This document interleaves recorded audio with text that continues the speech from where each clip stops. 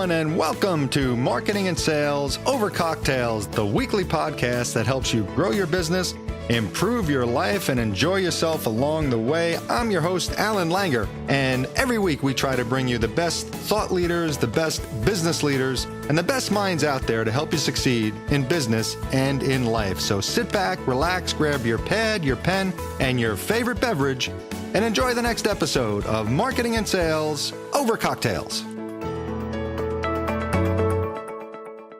Hello, everyone, and welcome back to another episode of Marketing and Sales Over Cocktails. This is your host, Alan Langer. We are at episode 54 tonight. 54, rolling along. And I've got something really fun tonight. I found someone on the other side of the tracks, and she's really cool because she has such a unique business and a successful business. It's almost like we're dealing kind of like Shark Tank stuff here. So you're gonna be introduced to Lisa Riggs in a second. But before I get to Lisa, just as we always start, just a little bit of housekeeping. The website is marketingandsalespodcast.com. And go to the Ask Alan button at the top of the podcast page and send me a question. If I read your question on the air, and we've got a really cool question coming up from Jean tonight from Tampa, Florida. Jean is going to get a copy of my book, a signed copy of my book for free. So give it a shot. Send in a question. If I read it, if I choose it for my guest, you will get a free copy of my book, just like Jean will. All right. So we have got Lisa Riggs tonight. And Lisa, I'm very excited to talk to Lisa. First of all, how you doing, Lisa? Good evening, and thanks for joining the show. Good, yeah. Thanks for having me. So, Lisa, before we start, what are you drinking tonight? We have to talk about your cocktail. Yeah, I just had a Chardonnay, but I do have it in my Because Teenagers glass given to me by my children. So, cheers to that. Cheers to that. You got to do a virtual cheers into the camera. Cheers. What do you have? I promise. I have a Manhattan, but look at this. If you can see it. There is a bullet in this glass. Oh my gosh. My daughter got me this, and she was very excited that she got me this glass. I'm going to give these guys a free plug. I'm contacting them so they can pay me for this next time. But they are called Ben Shot, Ben Shot. And you basically get glasses with bullets in them. And it just says, people ask when they do, hand them this coaster and tell them that you got this from Ben Shot, made in the USA. So Ben Shot, very cool glass. My daughter very excited. She says it's a real bullet. I don't know if it is, but it's pretty cool. So cheers to Ben Shot, and I have a Manhattan. So anyway, let's see if they hear that tonight and say, hey, I'm going to pay you to say that next time. I love, too, that someone accidentally shot a glass and made a business out of it, right? And now you're talking about it on a podcast. And now I'm talking on a podcast. Unbelievable. Yep. Gotta love capitalism, right? Exactly. Innovation. All right. Well, speaking of innovation, we're talking to someone here who's the queen of innovation right now because she has a company called Spirit Sox USA. Spirit Sox USA, SOX. And they refer to Lisa as the sock queen. And what Lisa has done is she's put together a company that does custom-made socks basically for fundraising. And I'm going to let her tell you the rest, but I've seen her products. I've seen some of the stuff she does. It's really cool. So Lisa, tell us about your company and tell us how you actually started and how you got to your success that you're enjoying now.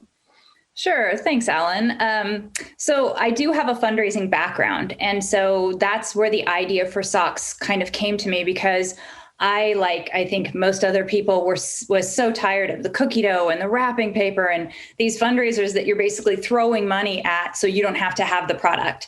And I thought there's got to right? There's got to be a better way. And so I came up with the idea to customize socks because we had done t-shirts for the sports teams and branding and that kind of stuff. And inevitably always end up with a leftover box of t-shirts with a size that didn't fit for some reason, no matter how it went last year. And so I had the idea for the socks and they just were, when I tested it out, we sold 200 pairs in less than a week, and we made a $17 profit margin per pair of socks without anyone ever knowing. And so that was when I kind of took the step back and did the cliche, sit at the kitchen table with the husband and go, should I do this? And so I did, built it from the ground up and have learned many, many things as I go, because I did not have a degree in business or anything like that. But as the company has grown, what I've seen is that we can pretty much customize a sock for anything.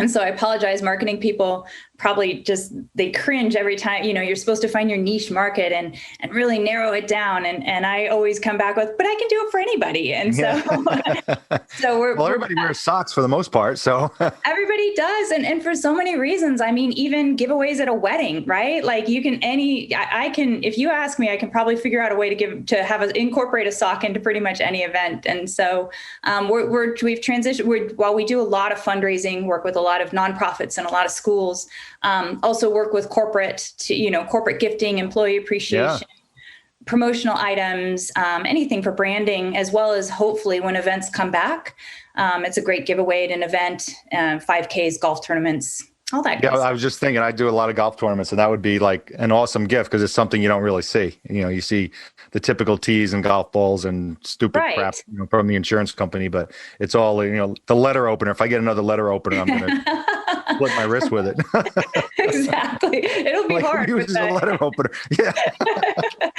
I would wear the socks. Well, that's it. And even like with golf, we could, if you want to be kind of corny, you can make them Argyle. You can make them look like old-fashioned. You have some modern design. Like there's just so many things you even can do once you decide on socks. There's so many ways to take the design options and the branding as well. We can do subtle branding for sponsors where it's on the bottom of the foot. So the recipient never sees that, right? You put on a shoe, you never know. And you just get to have this fun pair of socks. So when you started this, you had no business background. What were you at home mother? Because I know you have 2 college-age kids now, or were you working from home? What were you doing at the time? Yeah, that's a good question, an embarrassing one. But yeah, I started my career. I majored in sociology and Spanish, super valuable, and got good grades though. And I went into corporate HR, and I loved working in HR for years. But I'm in Silicon Valley, and I was in high tech. And as I had my kids, I saw that high tech was going to be a difficult place for me to raise the kids the way my husband and I really wanted to. So I decided, because I was the woman and was going to earn less than my husband, regardless of our career paths, we decided that I would be the one to stay home. So I stayed home with them for a while, and I like to be useful and I like to make my community better. So I threw myself into as many volunteer projects as I could, co-founding a neighborhood association and all sorts of things at the schools and sport levels. But then it did get to that point where, okay, I gave up, I stepped back from my career and now what? Mm-hmm. The kids are growing up, they don't need me. And, what am I going to do with the rest of my life? So yeah, with no business background whatsoever, I decided to just figure it out. I mean, when I was starting, I was like, well, my husband knows finance. One of my very good friends can design my website. Like I kind of had a few resources that were in place, and I'm like, okay, I think I can launch this. So now here's a question that I have, and this is a little bit of a selfish question because I don't know if I told you this, but my daughter and I started a nonprofit, and did I tell you that? Yeah. So it's called ellepod.org, ELEPA.org, and we basically are raising money to help stop poaching, animal poaching. Yes. And our logo is an elephant, and we have a bunch of merchandise. And what I've done is, if you go to Spotify, and you can set all that stuff up pretty much on autopilot, but it's like, I know there's cheaper ways to do it. Like I can probably make a little more money for the nonprofit if I actually did some research.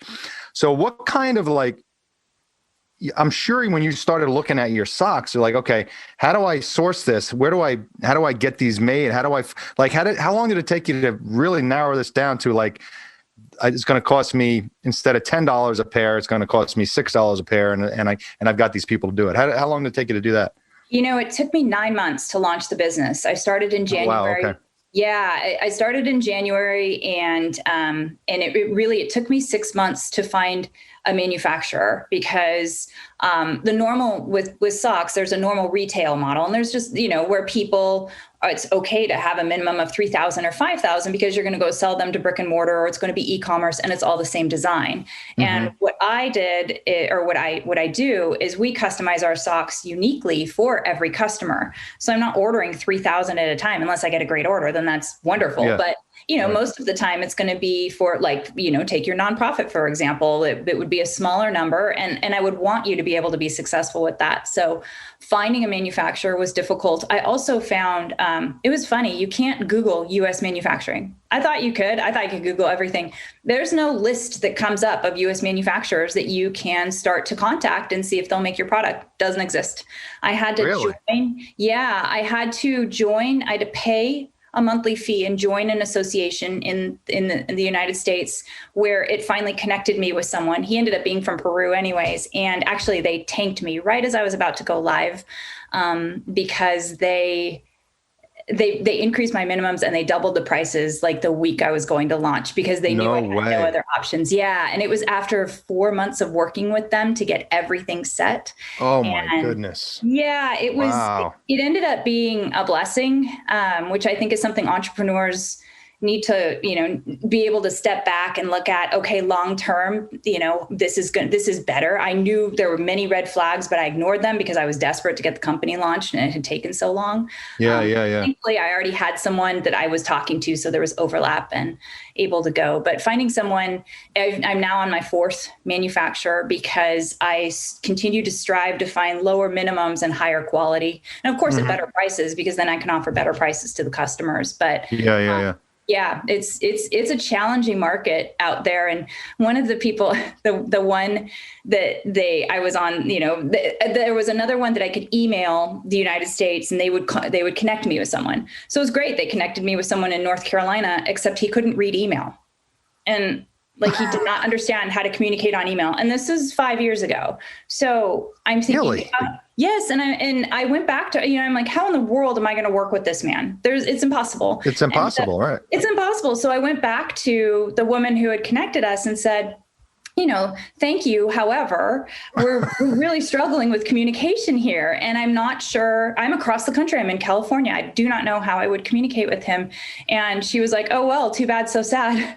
You get one match. And if it doesn't work, that's it. So it was very unexpected to find. Oh my God. Yeah, it was very unexpected. And unfortunately, it forced me to go outside of the United States for now. And I have USA in the name of the company because I was 100% determined to manufacture here. I want it to be American made, but they wouldn't touch me with a 10-foot pole. Another guy I met in Florida, he only made adult sizes. I'm like, so I can never sell to children. It was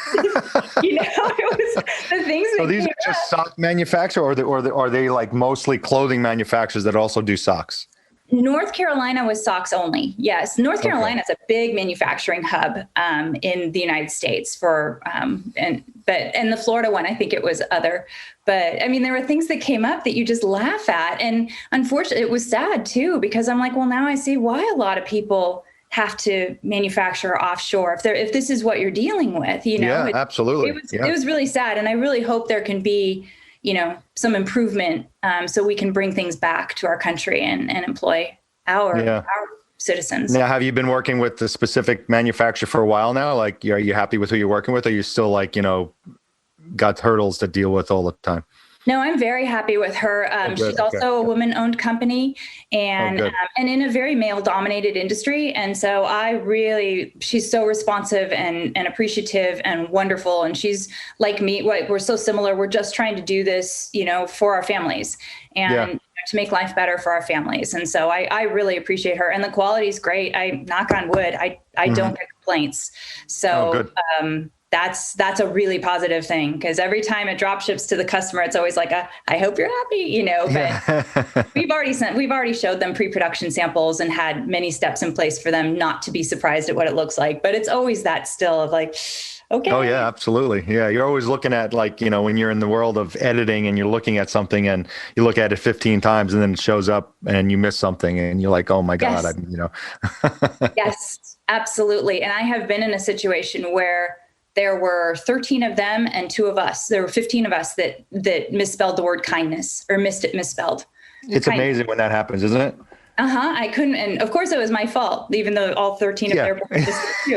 Exactly. And ultimately ultimately, of course it's my responsibility, but yeah, it was shocking when I saw it. I was like, oh my gosh, how did we all do that? There's a couple stories that come to mind, but one of the most egregious was I did a year's worth of, marketing consulting for a university near me here. It's called New England Tech. This was years ago. And they were building a new building. And inside the building, the main building, they had this giant medallion, like probably 6 feet in diameter. It was like a seal, like a college seal. And it had New England Institute of Technology. That's what it was called. So this was like, again, 20 rounds of editing and approvals and blah, blah, blah. And it was like, I don't know, a $70,000 purchase. It was not a small thing. They install it one day. They were still there when everyone left. I got there early the next morning. I walk into the building and I look at it and the word England is spelt wrong. It was like ENGLND. They forgot the A. There is something in the human brain that replaces it when it's not there. Have you ever gotten those emails where like all the vowels are missing, but you can still absolutely read the paragraph? The A was missing on a $70,000 purchase already installed. The guys installed it and didn't see it. How do you fix that? No, I was like, I kind of went to my office. I had nothing to do with this project, which was really good. And I said, President, whatever the heck his last name was. I went over, I'm like, you may want to bring some scotch with you and take a look at this. Oh my God, he lost his mind. So there was some heads rolled after that one, but I know exactly what you mean, because you can just look at something so many times and just not see it. Yeah, exactly. Yeah. So let's talk about, we've got a lot of solopreneurs listening to the show, a lot of, young people that want to start their own business. So tell us, like, the question we have coming up is going to be about this. I don't want to steal her thunder, but tell us about a couple of things that you had some struggles that you had to overcome early on. Like, did you ever go through some doubt and like, why am I doing this? Or like, is this going to work?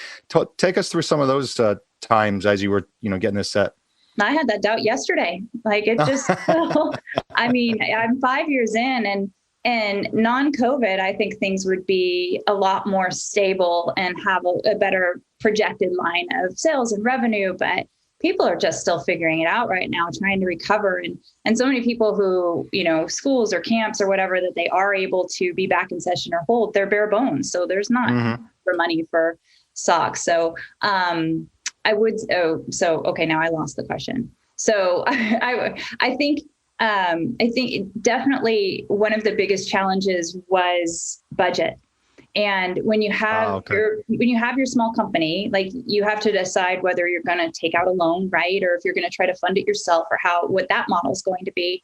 But then even today with, how are you going to market? How are you going to get the word out about your product? My biggest advice too is to ask yourself, what makes you unique? Why is your product different than anything that's out there? And what differentiates you from your customers? Because if you can't answer that question, why are they going to choose you? So, and coming from that standpoint, so how do you spread the word? You just started your company. How are you going to reach customers? It's actually a really difficult thing. And I use trade shows. I went to trade shows. Oh, okay. Yeah, it's an investment, but it was a way. I actually used it to validate my idea as well. I'm like, well, I'm just going to go meet a couple hundred people and see what they think. See if this is something I should keep rolling with. I went 4 months in. And what kind of trade shows? I started at PTA trade shows because I was mostly targeting schools for fundraising. And the other thing with a trade show is you walk away with a couple hundred leads, hopefully, if there's a couple thousand people there, and so it's a nice bulk. But if there aren't trade shows or that option, it's how are you going to market that budget? How do you get the budget to get the word out, or what do you do? Because Google Ads feels like David and Goliath for small businesses, right? How are we small businesses competing on Google Ads? And I actually just heard today, I was in a marketing training, and they said that Google announced last year that it's pay to play, that if you don't advertise with them, you will not be found. Your website will be on page 173 or whatever it is. No, they wouldn't do that. You heard that? That's what a marketing person, I don't know if it's true. I can't validate it, but a marketing person told me that they made that announcement last year before COVID that, I don't think that's happened. I hope not, because I have a networking group every Friday, and there's a bunch of marketers on, and then we talk about Google a lot. One of them would have said something. So Okay, I really hope that's not true because that'll scare the bejesus out of small businesses, right? Because yeah, it may have been like a ploy to get people to advertise, but I don't think like there's so much SEO out there and ways to get your stuff on the first couple of pages. So I don't think it would be that would just ruin Google. That would just why would they even? It would take away everything that it's even built. So. yeah, I'll Right. follow up with her. You know what? I'm going to follow up with her and ask her See for what she says. the That's the confirmation. first time I've heard that. Okay, I'm glad to hear that. I'm sorry to throw it out to your podcast, but No, that's fine. That's also part of what happens when you are an entrepreneur is you hear these things and it panics you. And how do you validate or verify when you're just a small business still even learning your field, right, and your market? And well, yeah, no, the thing like when I started my consulting company, I'm a sales guy, so they always say sales guys are the easiest to sell to, and I would probably say that's true because you're a little more savvy. And for me, it's like if I see something I like, I'm just going to buy it. I'm fairly impulsive. I don't want to sit there and I'm not Mr. 3 or 4 bids guy. I can't deal with that kind of stuff. But I'm also the guy that like I'll be on social media and like, oh, look at this shiny object. And oh, look at this shiny. Oh, look at this CRM. Oh, look at this. And all of a sudden I've got 16 like monthly charges. I don't know what the hell half of them are for. So did you kind of fall into that trap as a small business owner? Or you're a little more in control than I am? I think I did. I haven't fallen. As I started to grow and expand into different marketing channels, definitely there are subscriptions here and there, but I really tried to be as careful as possible. I actually hired a social media firm to help me. It was the first hire and best hire I made. And so I paid just like one lump sum, and I give them $100 extra a month to boost my ads and promote and do things that they like at their will, so I don't have to. So I think because I kept it in a lump sum, it helped me kind of stay away from this and that. So do they manage your social media? They do. You have a company that's managing that? Oh, so that's probably taking a lot off your plate. I'm terrible at it too. And that's actually another thing that I think a solopreneur needs to really acknowledge is what are we good at and what are we not, and figure out what, there's only so much time in the day. There's only so much productivity we can apply to every day. And then, in taking that, what do you enjoy doing? What are you good at and what you're not good at or what you don't like? I hate social media. Sorry to say it. I'm just terrible at it. I think my generation, I'm just old. And so hiring to help, to help your weaknesses and support that will just allow you to work in the things that you're good at and further the company even faster. Yeah, that's a brilliant point because you're right. As a solopreneur, you want to keep in control of everything. Yeah. And you find yourself working on your business instead of in your business, as they say. And like you can be doing all your social media, but that's all right. That's 2 hours a day and that's 10 hours a week. And it's like, let's just delegate a lot of this stuff and do a virtual assistant or figure out a way to do this and get all this stuff that you're not super good at, you're not in your genius zone, and give it to someone else. And once you learn how to do that, that's, I think, when you really start becoming successful. I really believe that. Yeah. I agree. All right. So I want to hear give me some cool sock stories. Like give me some of the weirdest orders you've ever had or something crazy that happened. I love stories about, especially when you're starting a business and things. I'm sure you have a couple rolling around in your head there. Okay, this is one. I haven't gotten it yet, but I really hope I do. I talked to him last week. He owns a trapeze school in Santa Barbara, California. And he contacted me. He's like, socks are a major need, so toes don't get caught in the net. And so I really, really hope we get to make socks for a trapeze school, because how cool is that? That's really cool. So do you like... what about like these trampoline parks? Like they all they hand out socks, like they're all logoed socks. So when you think about it, you could be on everything. Like you anybody that walks around is going to be wearing socks. So it's pretty cool. It's a whole new market that I hadn't even thought about. And I was like, oh, well, now I got to try to figure out how to get into that too. Let's see, another good one. This is one of my favorites, actually. World Down Syndrome Day is coming up on March 21st, and their hashtag is always lots of socks. And so traditionally they have like funky socks to celebrate World Down Syndrome Day. And traditionally they're able to have events. I'm not sure what they'll be able to do this year, but last year we were working with a Down syndrome organization in Texas.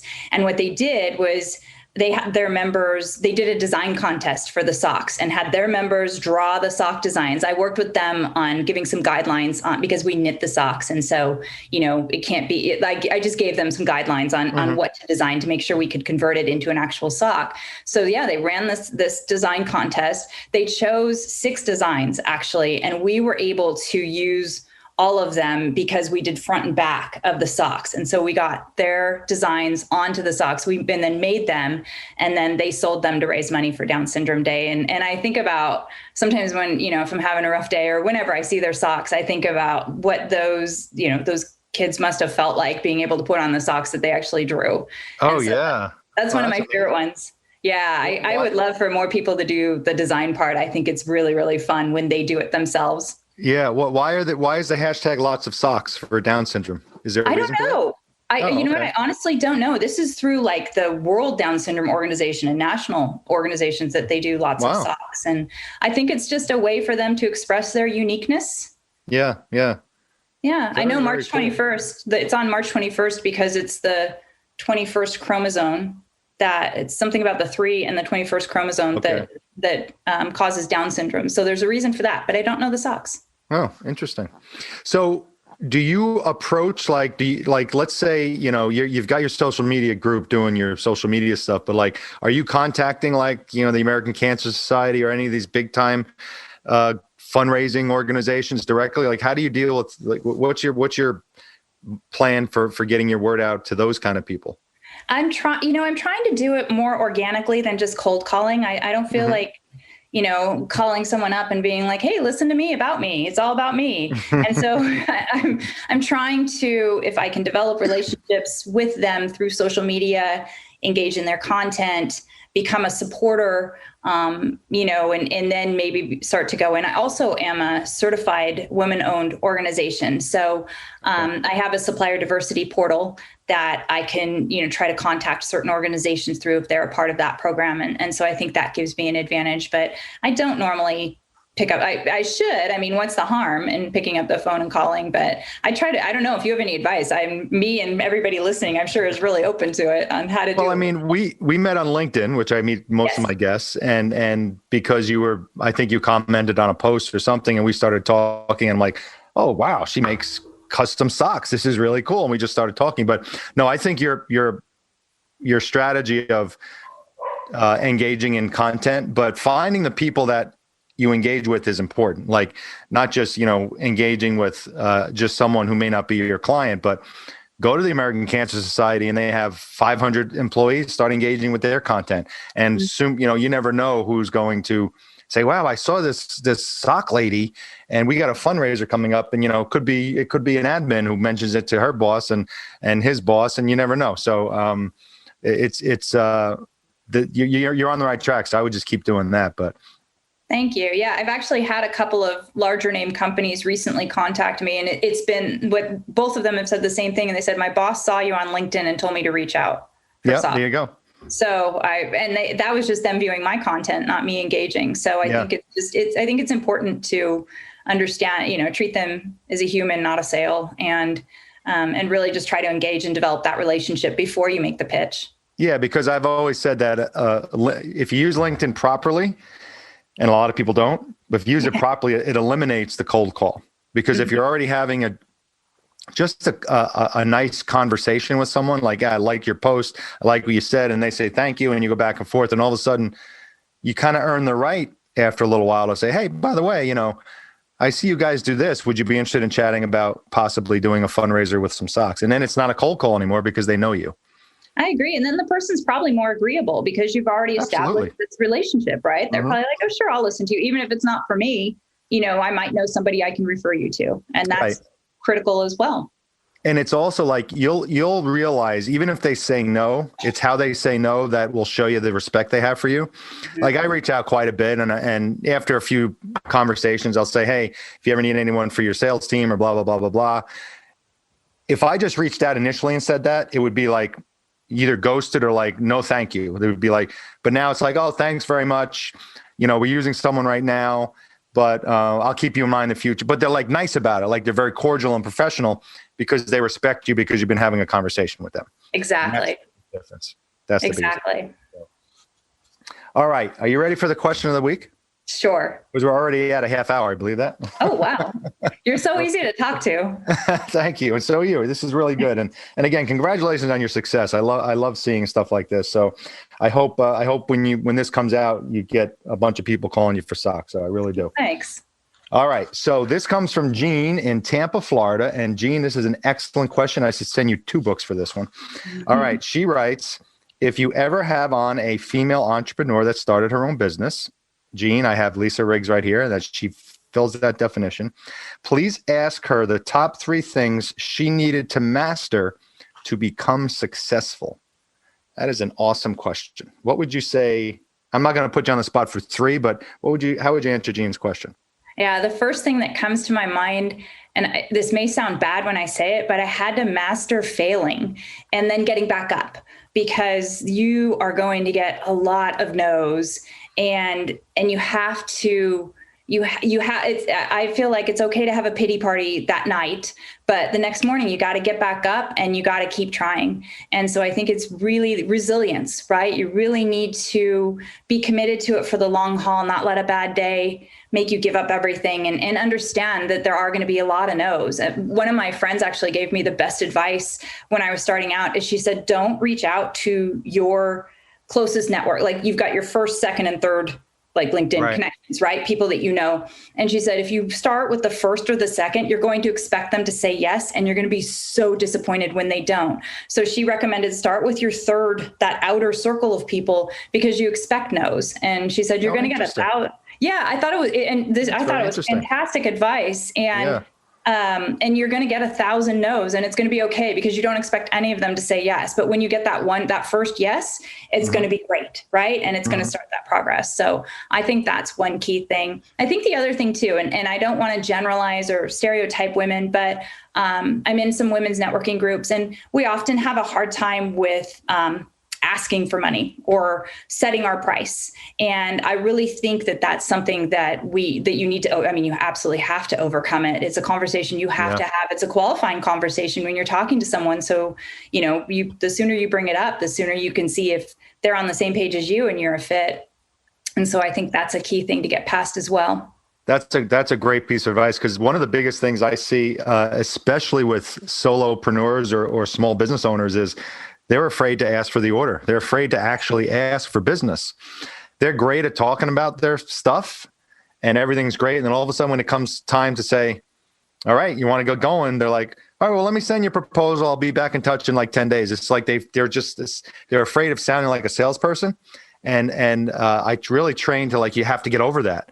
Yes. If you believe your stuff, if you believe whatever you sell is going to make their life better or help them with their problem, it's really your responsibility to figure out a way for them to get it from you.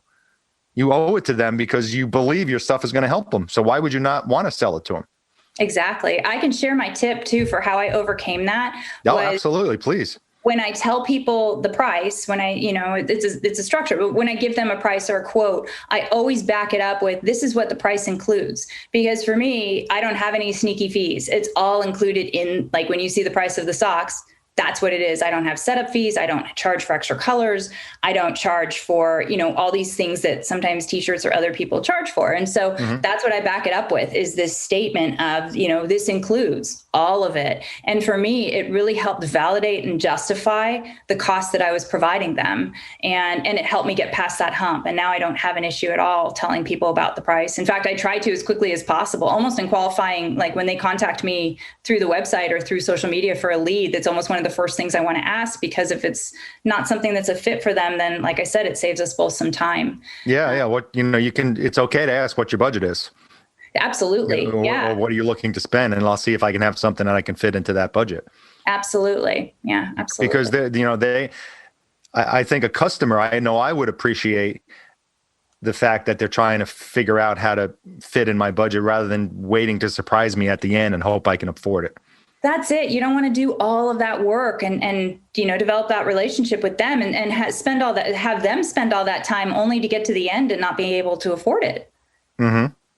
Do you have your pricing set up in different packages? Do you have like different packages for different companies, or you basically have one package that's going to cost this, or there are variables that'll change the price? The way I have it set up is it depends on the style of the sock and then the quantity.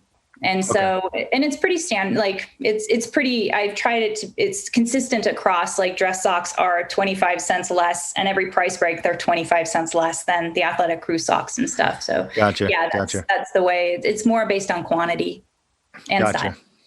Yeah. Well, this has been fascinating. I never had a sock person on my podcast, and I probably won't again. And this is awesome. I love it. So tell everyone, if they want socks and they want to talk to the great Lisa Riggs, how do they find you? Okay. Easy to find me. There's a bunch of ways. The website is spiritsoxusa.com, and socks is SOX. Yes. Socks like in White Sox. Yep. Exactly. Yeah. If I've been asked, I'm a diehard San Francisco Giants fan, but that's okay. And email, everything, my email is lisa@spiritsoxusa.com, and they can always give me a call at 408-513-3645. Wow. She gives her phone number. That's the first it's a work number. It's all good. That's all good. Yeah. So spiritsoxusa.com. It's Lisa@spiritsoxusa.com. You can find her on LinkedIn, Lisa Riggs with 2 G's, RIGGS. And it's really great stuff. I've seen her stuff. I've seen her videos. I highly recommend, if you need anything like this for your company, for your fundraising, whatever, contact Lisa, because I know she'll take care of you. And I want to thank her for being on the show. Any last parting words for our audience? I just want to thank you, Alan, and I thank your audience. I hope there was some help. And I would say, too, if any of them just have questions about anything I said or want to talk about being a solopreneur, I'm always happy to talk to people about, how to overcome some hurdles if I can, or mistakes I made. So I help prevent people from making those same mistakes. They're welcome to reach out to me. That's awesome. Yeah. And I love that. I love that, what you find in the solopreneur community is normally people that want to help other people.